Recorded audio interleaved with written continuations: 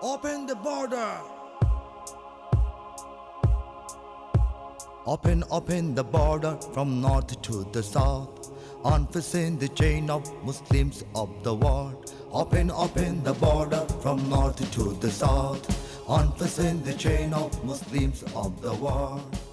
Chased by the deep state, fighting for independence, thinking about revolution, looking for alternative solutions. The enemies of the deep state will tell you what others even don't dare to think. Manuel Ochsenreiter and Mateusz Piskorski. Hello. This is the podcast DieGutenMenschen, Public Enemies of the Deep State. My name is still Manuel Ochsenreiter. I am editor-in-chief of the German news magazine Zuerst. And I speak again to my friend and colleague Mateusz Piskorski from Poland. Hello, Mateusz. How are we today? Hello, well, we are great, and we are just watching what is going on in Europe, and not only in Europe, from the geopolitical point of view, as usually. So hopefully our today topic will be interesting also for most of our listeners. That's a topic about immigration, right? Yes, and about the very, very recent developments, what we have on the Greek islands since now, I think, many days. The debate is going on. We all saw the pictures of the shocking conditions in the refugee camps on the Greek islands, especially in Moria, where the camp burned down to the ground. And where now the European leaders are discussing to take refugees into other countries of the European Union. What is not working out so good, so Germany is playing there again a decisive role to take these migrants to the country. And that causes right now in Germany again a huge debate, and the core question is, will the year 2015, when Angela Merkel opened the borders in autumn, will this repeat again? So will they simply do the same thing as they did? Will it become something frequent? Will this then happen now maybe every 5 years, then every 3 years, maybe then every month? We don't know. Or will we find a solid solution for the problem? And I think it's one of the most decisive debates we have also now in Germany, because we have, of course, on the one side, a very, very strong pro-migration lobby. On the one side, on the other side, we have a growing, also anti-migration lobby, which is especially represented by the right-wing party, the right-wing populist party, Alternative für Deutschland, Alternative for Germany, and of course the whole landscape of media and organizations around. So indeed, this debate is now splitting Germany, the society, very, very much in a increasing aggressive level also. And I doubt that this debate is taking place with that kind of, radical engagement from all sides in other European countries. Maybe you can say, is this a debate in Poland? It's a purely German debate, because actually the migrants are heading to Germany only, yes? So they are not interested, as we know. They are not interested even in other Western European countries like France, like Belgium, like Austria even. They are interested to get all the, let's say, financial possibilities and social support they get in Germany. So Germany seems probably, with the exception of Scandinavia, of some Scandinavian countries, Germany seems to be the only option now for the immigrants. I mean, to raise their level of well-being and so on. So this is a paradise, yes, and it still seems to be a paradise due to its laws and regulations, due to its social policy. I think that a lot of people being citizens of European Union, like for instance Romanians, Bulgarians, and so on, would be eager to pretend they are immigrants from the Middle East or Africa, and to arrive to Germany. Yes. to get all this social support. Yes, of course. I see, or I would be also interested how you, as a non-German, observe that debate, because it reached now a level really where, and I have to say both sides of both camps are fighting with a lot of cynicism also against each other. And I think it is very important to analyze the topic without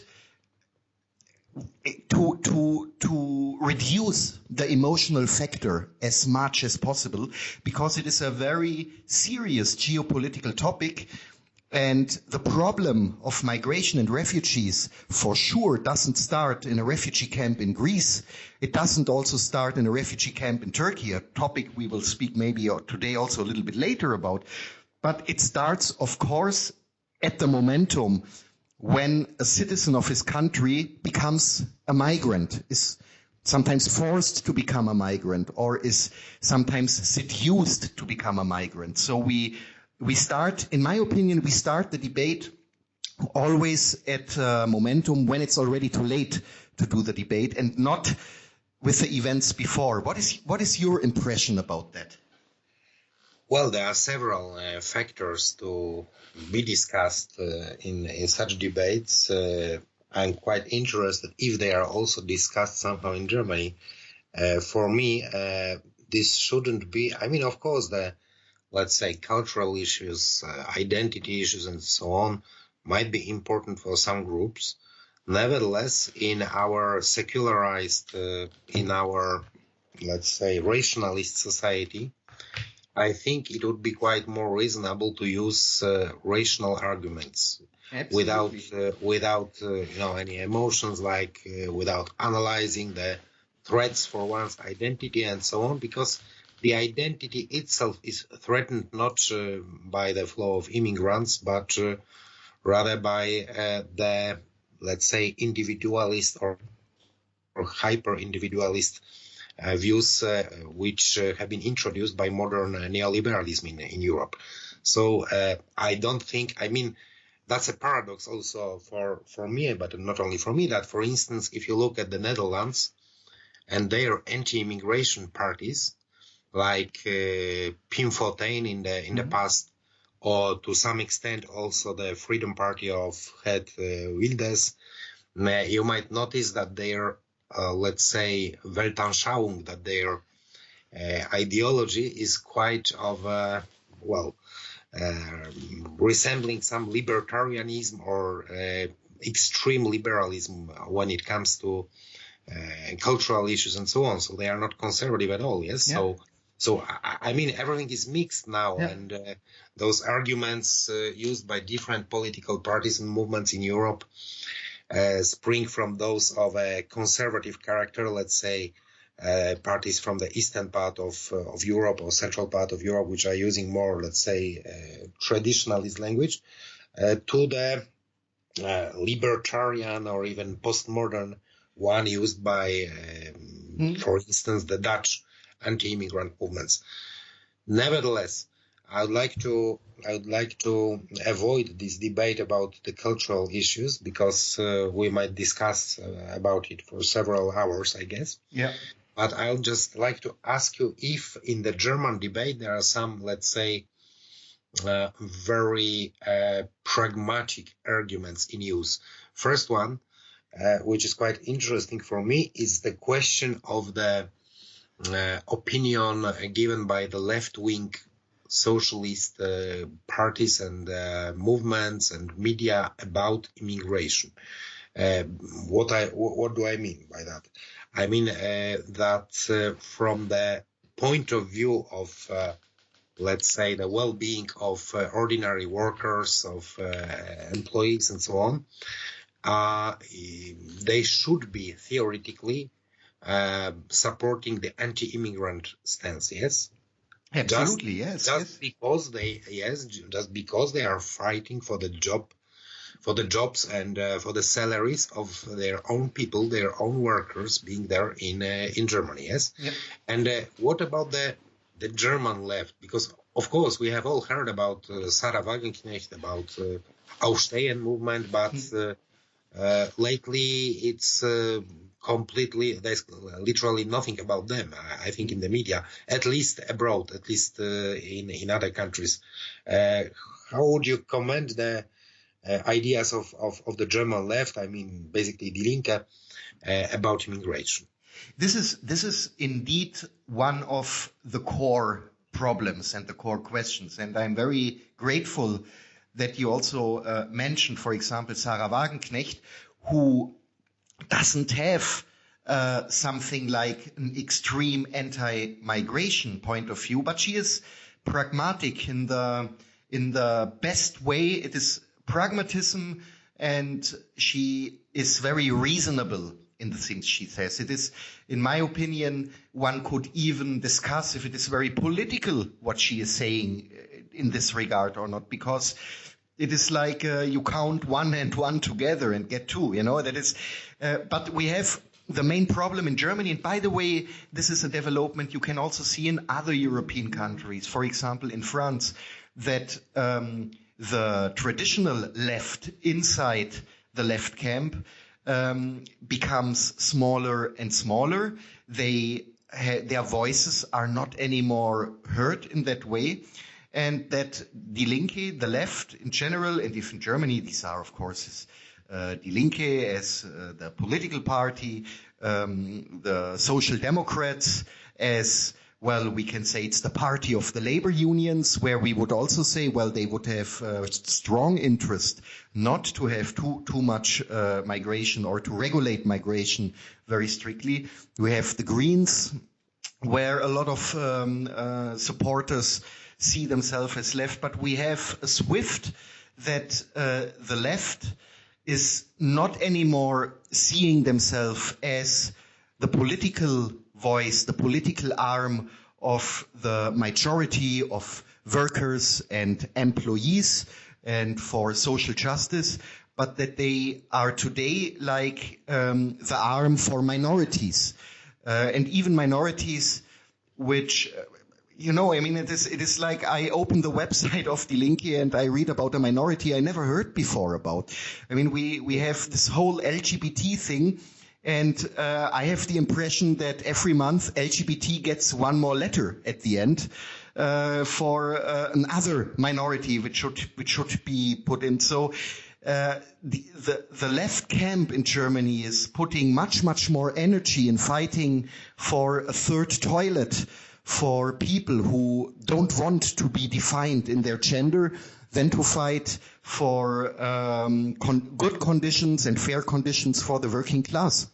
And that's why they are losing all the elections. That's why in Austria the Freedom Party became the Workers' Party. That's why in France the Rassemblement National became the Workers' Party, and that's the good chance in Germany for AfD to collect traditional left votes, because the position on migration is very reasonable there. And I think that is a European problem, which is in Germany, you see it in the most radical way. We have a very weird alliance that answers also a part of your question. A very weird alliance between the left on the one side and the globalized capitalist companies on the other side. Yeah. So the left was going into a marriage with their lethal enemy, to say it like this, the globalized capital. So they are both strongly for open borders. They are both supporting the same agenda, and that is also a quite interesting move. And if you see how both camps are commenting on geopolitical topics, you can place all your bets, you can whatever you want on the fact that they will be always on the side of destabilization. Whenever there is taking place a destabilization in the world, may it be that Afghanistan war, may it be war in Syria, may it be so-called Arabic Spring in North Africa and also in Middle East, you will always find these two camps in strong support for any kind of intervention and destabilization. That means these two camps are very, very strongly supporting the creation of refugees. What I meant before, when a peaceful citizen working every day is turned overnight in a migrant, may it be because you simply bomb away his house on the one side, or what is also playing a role, if you seduce him, if you tell him you have no chance at home, come here are much, much better opportunities. But usually no one is born as a migrant, and you need to motivate, and you can motivate in a negative way, what I said, by simply bombing away the village, or you can also in another way by seducing, by doing propaganda. And that is exactly what these two camps are strongly doing in this term. So the cynicism in this whole debate is not on the side of those who are critical towards migration, like, for example, Sarah Wagenknecht. The cynicism is on the side of those people who are now playing the violin of humanity, of oh my God, all the poor children, but at the same time cheering up every kind of aggression and destabilization and Stone Ageization of a developing country. That should be said in this context. Yes, exactly. But nevertheless, as you say, most of the left doesn't understand that, and I think that's one of the reasons why we practically don't have any significant left-wing movements or parties in Europe, not only in Germany, but in other European countries as well.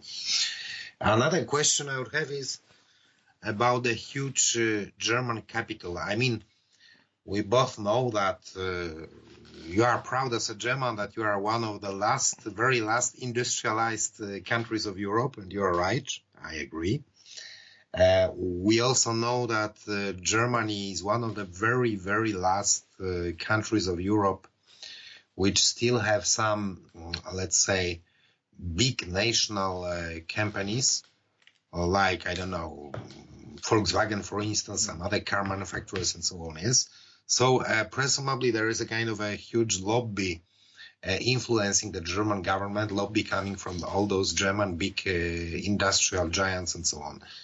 And what is their opinion about immigration? I mean, they should have already learned that even from the point of view of their interests, due to the technological advance of their production lines and so on, they will not need the guys who are able just to do simple, very primitive jobs in a factory, because everything is, let's say, done already by the robots and so on. Yes, I think, by the way, the German industry is one of the most technologically sophisticated in the world. I have read some statistics telling that when it comes to the number of robots and automatic devices used in German industry, it's one of the highest in the world. Yes. So do they really need the cheap workforce, cheap labor force coming from the immigrants? What do they say about that? Well, nevertheless, you are right, but nevertheless, a lot of German companies did in the past, for example, the mistake. Of course, they didn't call it a mistake. They said, look, what we are doing for the development of the poorer countries in Europe, that they, for example, were opening a factory in Bulgaria or in Romania, where indeed the cheap labor played an essential role for this decision, not to help these countries. It is the cheap labor. And what has to be said, we were not in a similar situation, but we had the situation in end of the 60s, beginning of the 70s, when Wirtschaftswunder was long already past. Full employment was not anymore given. But still, the many parts of the industry by that time, especially the heavy industry, I mean, that was a time when Germany had a lot of coal mines, for example, in the Ruhr area. And you know this because there is existing a big Polonia, we call this. So already 100 and 150 years ago, a lot of Polish workers were going there to work. So you have there a lot of people with names like Szymanski and so on. So you have this history there. But that was a decisive moment in the 70s when the industry there had the choice of mechanization and automatization, what means investment in the future, or cheap labor. And they chose cheap labor. And that was very beneficial for the industry because why? If you take cheap labor for this, you have the low costs and the high benefit for yourself.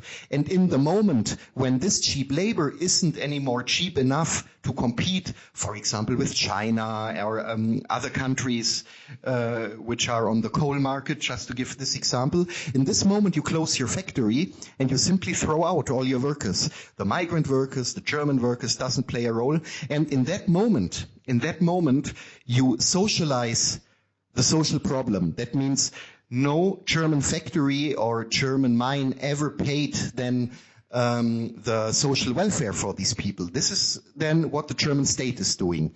Yeah, because of course these people have a right for this. But the industry in Germany also was always seduced by that to hire the benefit by cheap labor, and later on, when you don't need the cheap labor anymore, you are out of responsibility, because then it's responsibility of the society, of the people, of the state. And that was, of course, a very, very beneficial campaign, what a lot of German factories had back then. And then they closed it and came out with as well-made industrials. Maybe we're doing then something else. But for the workers, it means they were unemployed. And if you know yourself, if, for example, someone is a 50-year-old mine worker, he will never, ever get a job again, or maybe only in very, very few examples. But this person might then be for 15 years or for much longer on social welfare. And this is how it went. And today I have also the very, very strong suspicion that we have a whole industry earning money by migration. There are lawyers, there are NGOs, maybe not just anymore the industry, but this whole cloud around migration. It is very beneficial to be today a good person, ein guter Mensch. You understand you understand the irony. Yeah? It's very, very beneficial. You are not risking anything, and it is highly beneficial. On many levels, it is beneficial on the financial level, because the state is, of course, very much supporting such activities. It is beneficial for your self-esteem. You are getting prizes, you are getting some medals. It is the most risk and critic-free area you can work in Germany right now, because everyone who criticizes what you are doing, you can call an evil cynic. That makes it almost, it's a wonder job, yeah, to do that. Yes, I agree. So, who will, my last question is, who will be the decision maker here? Yes, we still don't know if Germany will repeat the scenario from 2015. We still don't know what decision will be taken. But, we have discussed the ordinary people and their views and interests. Mm-hmm. We have discussed the industry and the German business. We have even discussed the, let's say, huge NGO sector you have just told about. But anyway, who will be the one who will make a final decision about immigration in Germany. And of course, we're not talking about the geopolitical aspects. There are a lot of geopolitical aspects, but as we have already arranged several times in our discussions, I think that well, if there is no certain local ground for taking several actions and decisions which are steered from abroad, you cannot simply accomplish your plan just sitting there abroad. Yes, so there must be someone who will be the decision maker on immigration in Germany. Who will be to blame for that? So at the end, that is also where I would put bets on, not right now, but maybe in some weeks, Angela Merkel will make a decision in favor for the migrants to come. What is interesting, before I would like to answer on this question more, what is interesting is that this debate now, the content of the pro-migration lobby, which is, by the way, not just the left, it is almost the whole centrist camp joined that already. I mean, Angela Merkel is not a socialist and she's not left-wing and never was, so she is in the best and in the worst sense a total centrist. Yeah. What we witness right now is that the lobby is doing a certain framing of the debate. The framing says we can only help these people by getting them to Germany. There is no other way to help.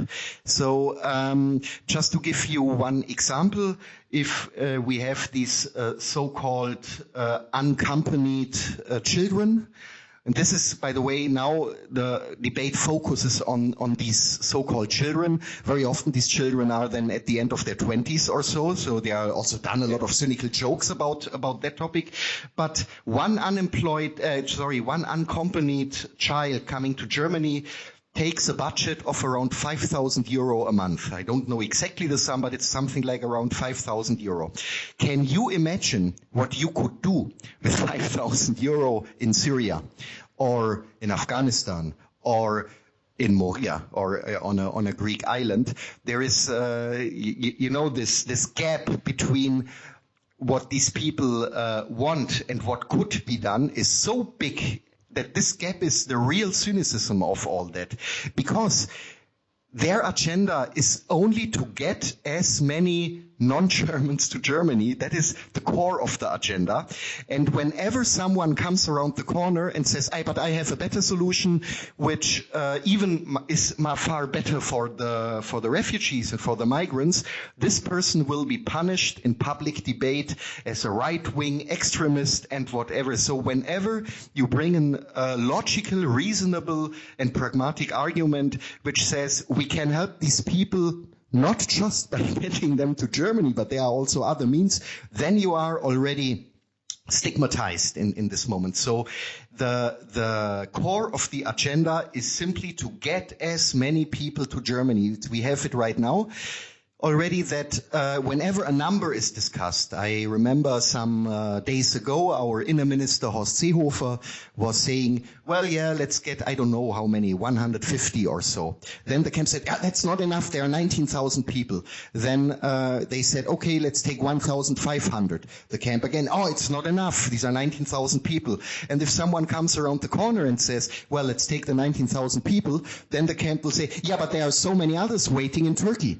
You know, this is a debate which you will never find an agreement on a number, because whenever the person mentioning a number is already stigmatized to be inhuman, and nobody wants that. And that is the core of this problem. And we should also, if we talk about this, finally kill a myth. And it's good that we do this in this podcast. And I mean the myth of the happy migrant. Yeah. So that all we can do for the well-being and the happiness of these poor people sitting sometimes already since years in these camps is to fetch them to Germany and to put a lot of money on their bank accounts. As if you hear about the many problems we have in Germany with migrant circles. These are people, they are rootless in Germany. They have, of course, a problem of integration. They have, of course, a problem to get along with Central European society. Absolutely. This is nothing surprising at all. But they have, of course, also something like a collective identity. Yeah, that is, and like we have as well, what is always refused and declined by the postmodernist pro-migration lobby. They say, they are not coming Syrians, they are not coming Muslims, they are not coming Africans, they are coming individuals. Everyone is an individual. So you understand the direction. Like they tell us also, there is no German identity. We are all little individuals, and maybe our main identity is that we all want to drive a Volkswagen or Mercedes. I don't know. But so this is also very important in this context, that migrant circles are not happy and they are not feeling lucky. They are steering also into a lot of problems. And that makes this whole migration debate so super cynical, because it is done by rich people with influence on the back of two societies, on the one side of the migrant society, or the Syrians or Afghanistan or wherever these people are coming from, by turning them into migrants and refugees, and on the other side, on the back, in our case, of the German citizens. Exactly. who have to endure this. So you have, so it's a debate on the back of two civilian societies, and this is, I think, the most cynical aspect of this. So what do you think? Well, what comes to my mind about that, I mean, what should be done by those who want to warn, simply to warn the people living somewhere there in Africa or Middle East, to show them the real picture of all the dangers and threats for them and for their children if they come to Europe. The threats you are talking about is just the mass culture. Yes, I think that more and more TV films, movies in the European cinema should be produced about that and disseminated. I mean, I personally know some movies like that, quite, let's say, ambitious, yes. Yeah. Also some, mostly the French ones, yes, but I think there were also some produced in Germany. Nevertheless, I think that those movies were very limited when it comes to reaching African countries or Middle East countries. And that could be, I mean, the mass culture, the showing to all those people, to all those candidates, to all those would-be immigrants and refugees, might really warn them about all the dangers they will encounter here in Europe. The dangers which are, comparable to the dangers they have there. I mean, there they have the danger of becoming, of living in an extreme poverty and so on, yes. Here, they will encounter the danger of living in a total, let's say, destruction of their identity, which means that, it's a kind of a choice between physical poverty and spiritual poverty. They would encounter here, yes. But the problem is that they don't know about that. Yes, they don't hear about that. They just have a kind of idealized dream about what Germany is, what Europe is, and so on. And I think that really the crucial way, because we are not talking about building Festung Europa, because it's unrealistic in these times, of course, due to political correctness as well. But nevertheless, it's impossible. It's just impossible. But, I just think that this is one of the things all those anti-immigration circles in Europe could do, just to try to convince the Africans, other non-Europeans, that it's not worth it to come here. That it's quite dangerous even to come here for your family, for your children, and for future generations of these people which are still rooted in their tradition. Yes, so to avoid being disrooted and destroyed, mentally destroyed, they should also think at least twice or thrice before deciding about immigration. That is a very, very crucial point. And I think I'm really convinced by this, and that was always a big and important part also of my work with Zuerst, that the migration problem cannot be stopped with a fence, and the migration problem doesn't appear simply at the fence. And the anti-migration lobby must learn that you cannot clap hands when the Americans are bombarding something in Pakistan, Afghanistan, Syria or so, and then say, I build a fence against migration. You cannot do one thing without having a very, very correct and reasonable stance on this other point. I think that is very, very crucial. And whenever in a European country the right will govern or will be in responsibility, this will be one of the crucial problems. That you cannot just build a wall. Festung Europa, it's a nice term and it sounds strong and somehow, yeah, we defend our Europe, but we can only defend our Europe by not creating and fueling fires around us all the time. I think that is very crucial, and that must be understood. The faster, the better.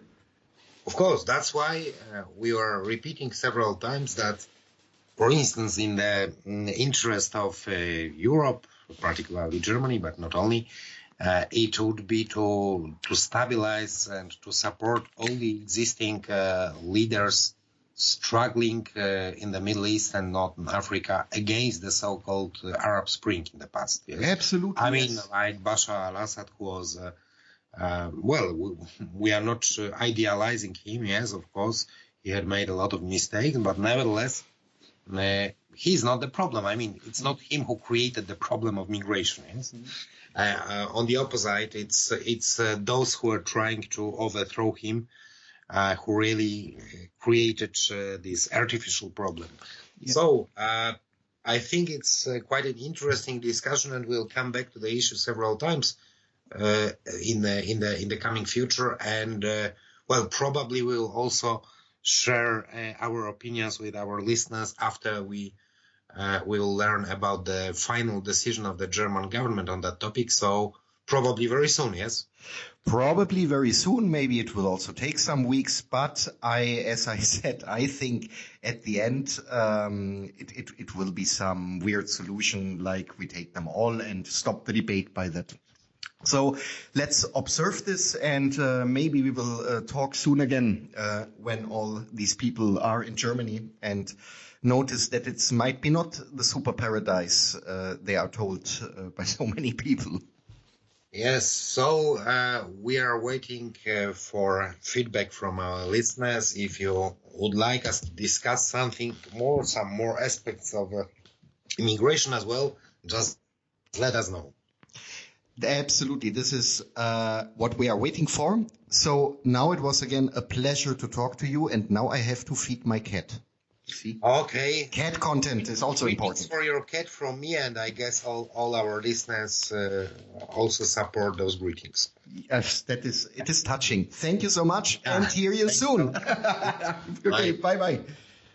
This program was presented to you by Manuel Ochsenreiter and Mateusz Piskorski, the hottest dissident who won't violate any time the global rules against racism, extremism, or any other bad isms.